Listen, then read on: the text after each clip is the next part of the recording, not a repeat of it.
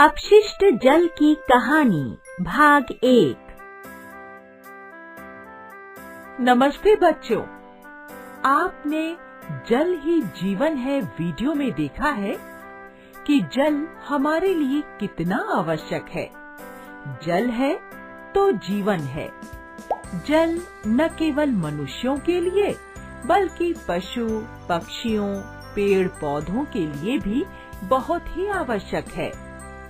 तेजी से बढ़ती जनसंख्या, बढ़ता औद्योगिकरण, कृषि में विस्तार, फैलते शहरीकरण के कारण जल स्तर में कमी हो रही है। क्या जो पानी उपलब्ध है वो स्वच्छ और उपयोगी है? इस वीडियो में हम अपशिष्ट या मैला जल और उससे जुड़े अन्य पहलुओं के बारे में जानेंगे। इस विषय पर जानकारी पाने के लिए हम आपको हरियाणा के एक गांव ले चलते हैं। इस वीडियो का उद्देश्य है समझना है कि अपशिष्ट या मैला जल क्या है। अरे सुनील, इतने दिन कहाँ थे? बहुत बीमार लग रहे हो। हाँ यार, मैं बीमार था। मुझे बुखार था और उल्टियाँ भी हो रही थी। अच्छा? हाँ, डॉक्टर ने कहा था कि मुझे ये बीमारी जल प्रदूषण की वजह से हुई है। मास्टर जी आए हैं। नमस्ते मास्टर जी। नमस्ते बच्चों। सुनील, तुम कैसे हो? मैं ठीक हूँ, पर मैं बीमार था। डॉक्टर ने कहा था कि मुझे जल जनित बीमारी हुई है।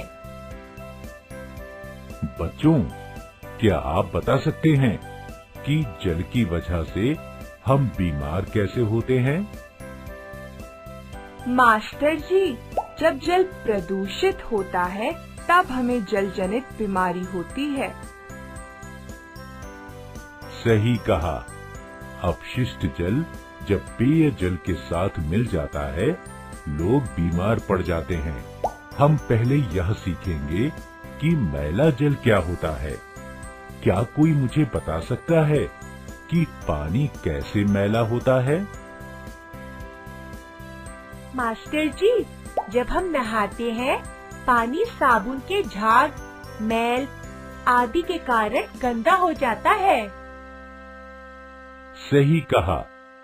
घरेलू एवं व्यावसायिक उपयोग के लिए स्वच्छ जल को इस्तेमाल करने के बाद जो जल उत्पन्न होता है उसे हम अपशिष्ट जल या मैला जल कहते हैं।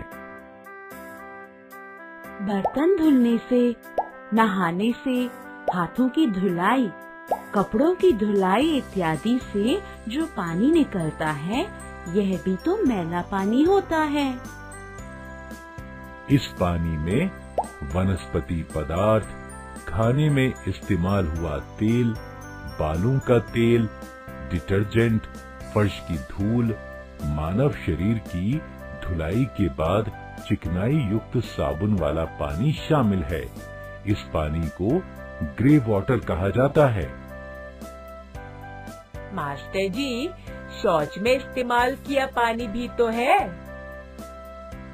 सही कहा। मानव मलमूत्र को फ्लश करने और धुलाई से निकलने वाले पानी को ब्लैक वाटर या सीवेज कहा जाता है। बच्चों, जब बारिश होने पर या नाली भर जाने पर आप देखते हैं कि पानी सड़कों पर बह जाता है। इस जल का निरीक्षण कीजिए। इस बहने वाले जल के रंग, गंध या किसी अन्य अवलोकन को लिखिए और इस पर अपने शिक्षकों से चर्चा कीजिए। यह सब पानी नालों में जाता है ना मास्टर जी? क्या आपके घरों में आपने छोटे और बड़े पाइप को देखा है? जी, देखा है। हाँ, जो पाइप मैले पानी को ले जाते हैं, इनको सीवर कहते हैं। एक पाइप हमारे घरों में अच्छा साफ पानी हमारे इस्तेमाल के लिए लाता है और दूसरे पाइप में से यह इस्तेमाल किया हुआ मैला पानी निकलता है। हर 50 से 60 मीटर में मैन होल होते हैं जहां पर 2 या उससे ज्यादा सीवर मिलते हैं। मास्टर जी, क्या ये मैला पानी स्वच्छ पानी से मिलने पर जल प्रदूषण होता है? ये पानी आखिर जाता कहाँ है? ठीक कहा तुमने। अगर अच्छी व्यवस्था ना हो तो मैला पानी स्वच्छ पानी को दूषित करता है, जैसे पुराने पाइप, सीवेज प्रणाली में रिसाव, औद्योगिक अपशिष्टों और मानव मल नदियों और झीलों में सीधा प्रवाहित होने के कारण जल प्रदूषित होता है। यह अनेक जानलेवा रोगों का कारक भी बनता है। अनेक कीटाणु इस दूषित जल में पनपते हैं और विभिन्न रोगों का कारण बनते हैं। टाइफाइड, हेपेटाइटिस, हैजा, डायरिया, पेचिश, चर्म रोग आदि के रोगाणु ऐसे ही दूषित जल में पनपते हैं। ओह, तो मैं इसीलिए बीमार हो गया था। मास्टर जी, फिर इस मैले जल का क्या किया जा सकता है? मैले जल को हमें व्यर्थ नहीं जाने देना चाहिए। इसमें से दूषित पदार्थों को हटाकर स्वच्छ बनाया जा सकता है। इसे पुनः उपयोग करते हैं। क्या इतना मैला पानी शुद्ध हो सकता है?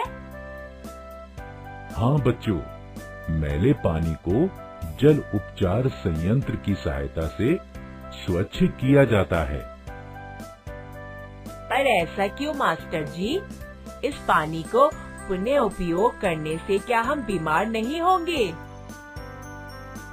स्वच्छ जल की लगातार कमी की वजह से मैले पानी को स्वच्छ कर पुनः उपयोग किया जाता है।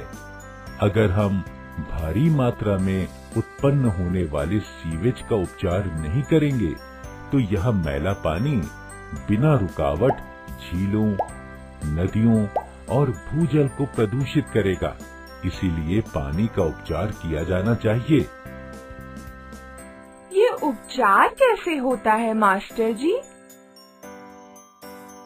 इसके बारे में मैं कल बताऊंगा। अभी तो समय हो गया है। याद रखना कि पानी बहुमूल्य है और पीने योग्य साफ पानी की कीमत हमें समझनी चाहिए। इसीलिए पानी व्यर्थ ना करें। पानी को सावधानी से उपयोग करना चाहिए, उसे बर्बाद नहीं करना चाहिए। सही कहा राकेश ने। कल फिर मिलेंगे। धन्यवाद मास्टर जी।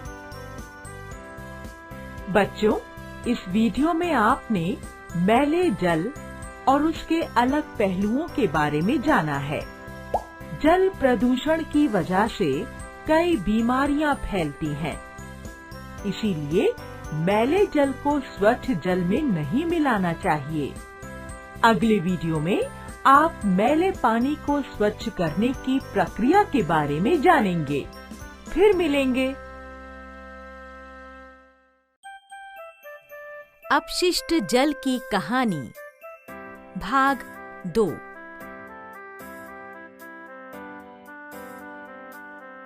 नमस्ते बच्चों, आपने पिछले वीडियो में अपशिष्ट जल के बारे में सीखा था।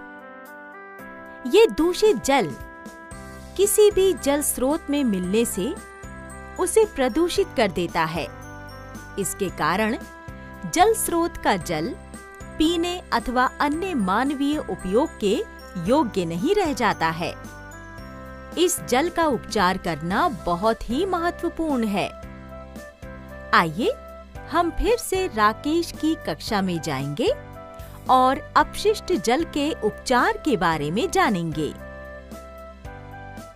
इस वीडियो का उद्देश्य है समझना है कि अपशिष्ट जल का उपचार कैसे किया जाता है।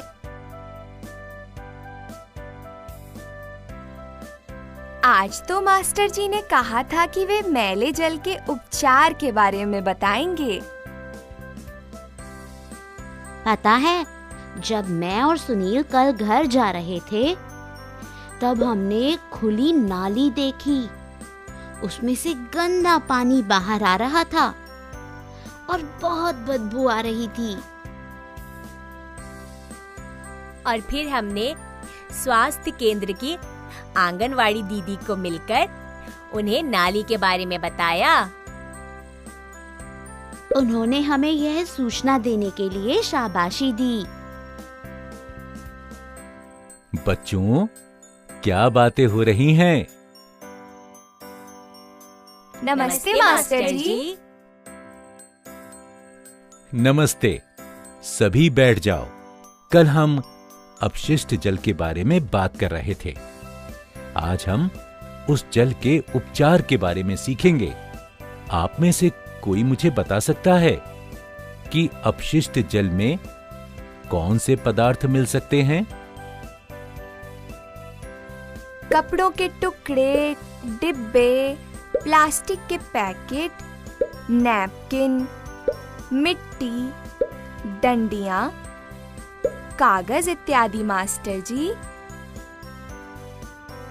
सही कहा। इसके अलावा मल, तेल और काफी सारे भौतिक, रासायनिक और जैविक द्रव्य भी होते हैं। इसीलिए अपशिष्ट जल के उपचार के लिए भौतिक, रासायनिक और जैविक प्रक्रियाएं इस्तेमाल की जाती हैं। मास्टर जी, इन सब प्रक्रियाओं के बाद इस जल को कहाँ छोड़ते हैं? दूषित जल के समुचित उपचार के बाद उसका पुनर्चक्रण किया जाता है। इसे आवश्यकता अनुसार वृक्षारोपण, सिंचाई, फ्लशिंग इत्यादि में उपयोग किया जाता है। यह ग्रे वाटर से ही किया जाता है। सीवेज में अधिकतर ग्रे वाटर ही होता है। और ब्लैक वाटर से क्या करते हैं? ब्लैक वाटर में काफी बैक्टीरिया, ई कोलाई, वायरस इत्यादि रोगाणु होने के कारण इसे घर में पुनः उपयोग नहीं किया जाता। ज्यादातर मल और ब्लैक वाटर को खाद और मिट्टी में पोषक तत्वों के रूप में इस्तेमाल किया जाता है। क्या पानी को नदियों और समुद्र में भी छोड़ा जाता है? उपचार किया गया पानी नदियों और समुद्र में भी छोड़ा जाता है।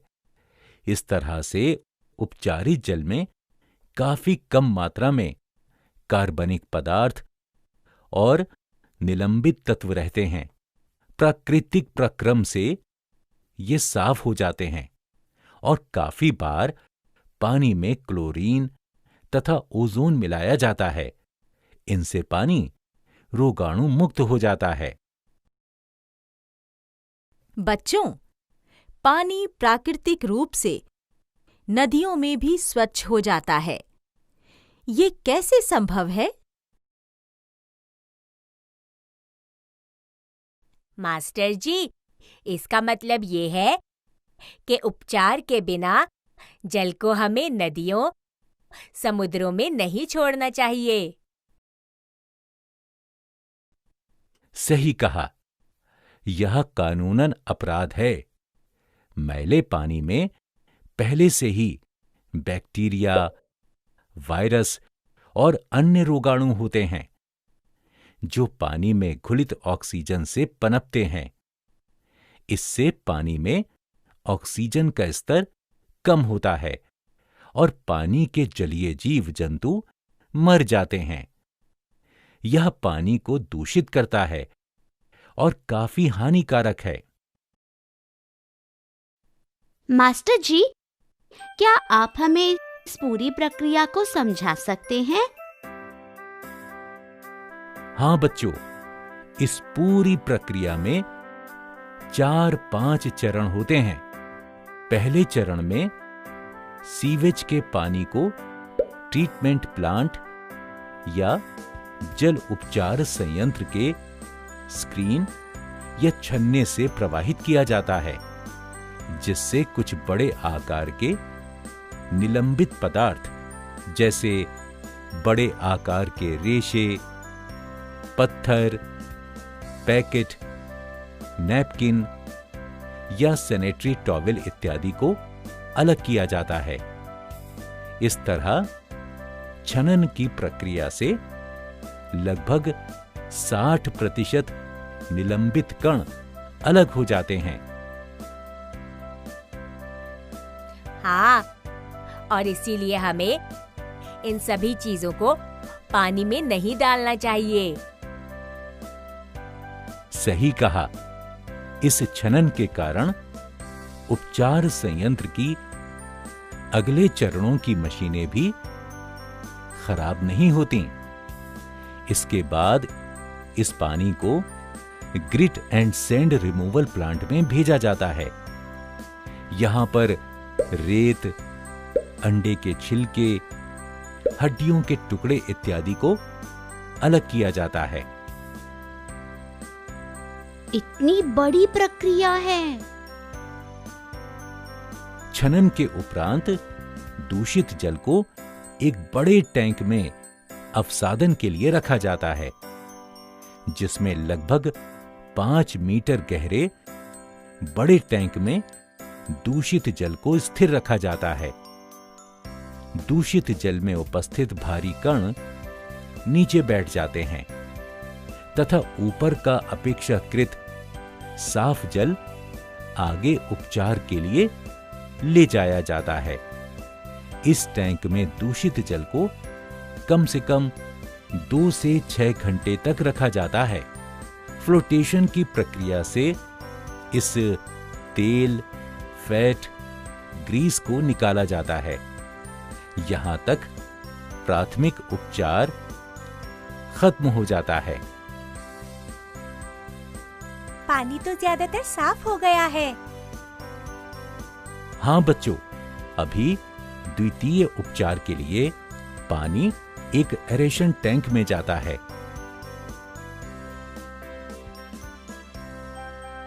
इस प्रक्रिया में एरोबिक बैक्टीरिया से इसे उपचारित किया जाता है।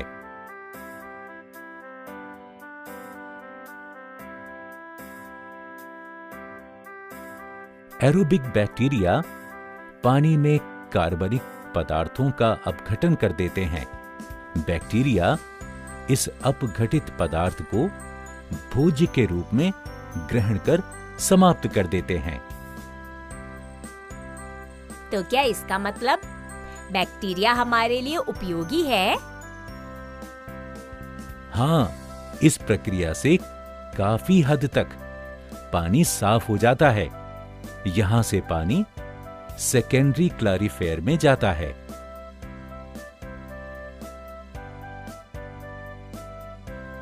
यहां पर बायोलॉजिकल वेस्ट या जैविक वस्तुओं के अपशिष्ट को अलग किया जाता है। पानी में क्लोरीन मिलाकर सिंचाई, फ्लशिंग इत्यादि के लिए उपयोग किया जाता है। बचा पानी नदियों और समुद्रों में भेजा जाता है। नीचे बचे हुए बायोलॉजिकल वेस्ट या जैविक अपशिष्ट को स्लज थिकनर में भेजा जाता है।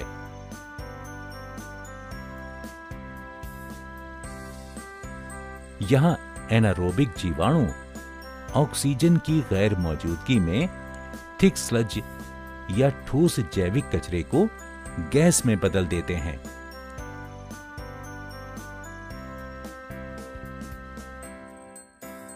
इसे बायोगैस भी कहते हैं।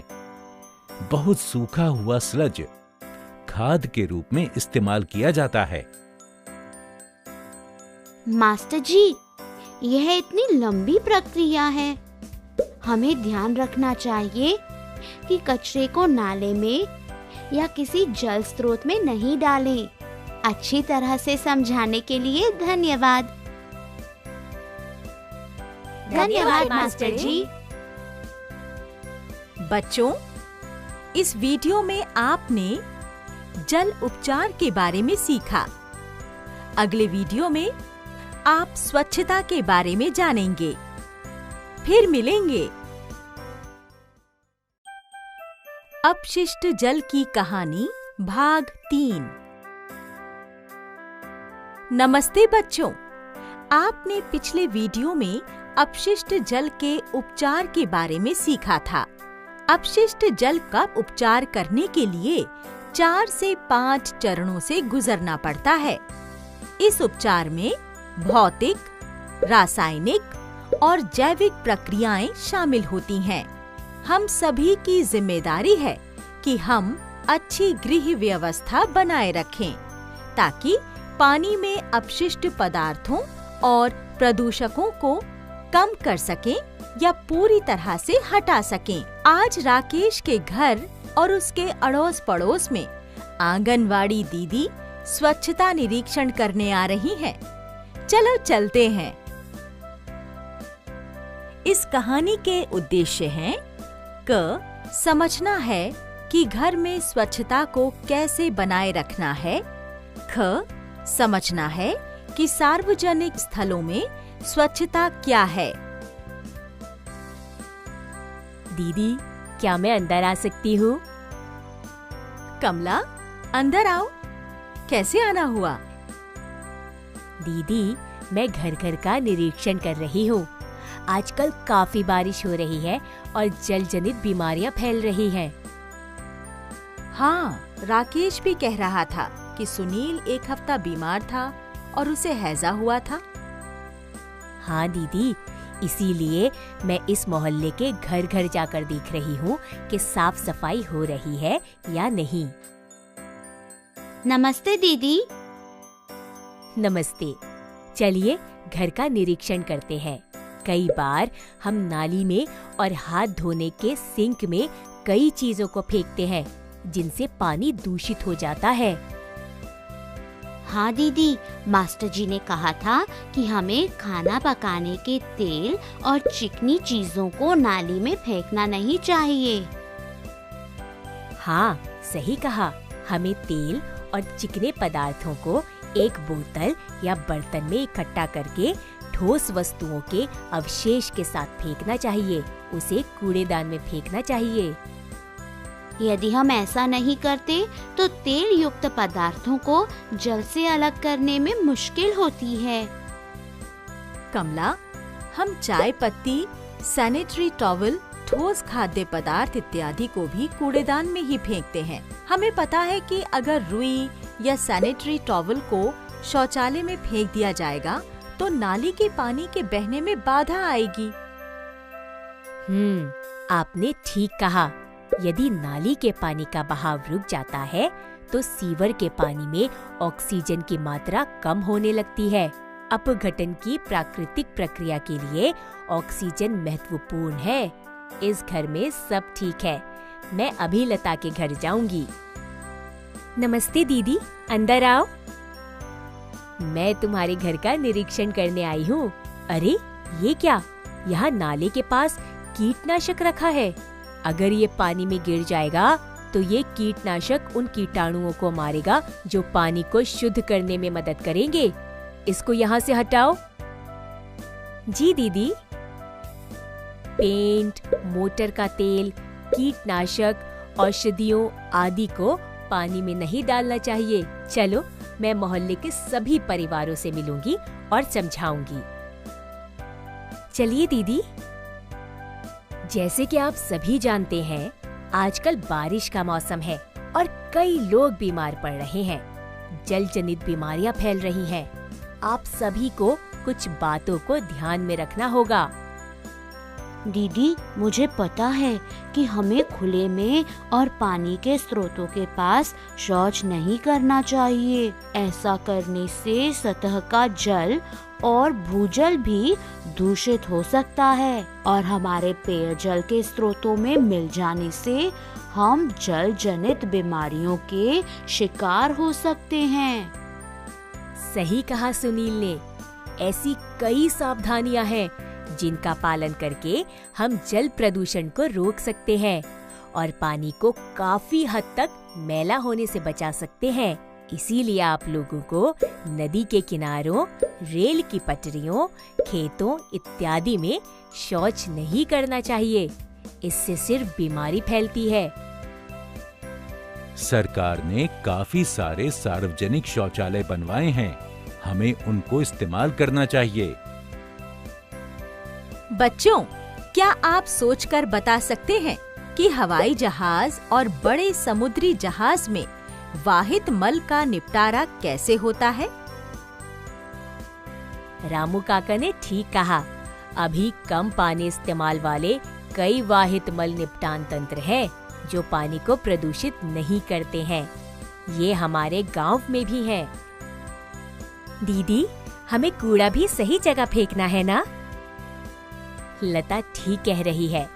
हमें सार्वजनिक स्थानों जैसे बस स्टैंड, रेलवे स्टेशन, मेले और भीड़ वाली जगहों में कूड़े को सही जगह पर फेंकना चाहिए। शौचालयों को साफ रखना चाहिए ताकि दूसरों को असुविधा ना हो।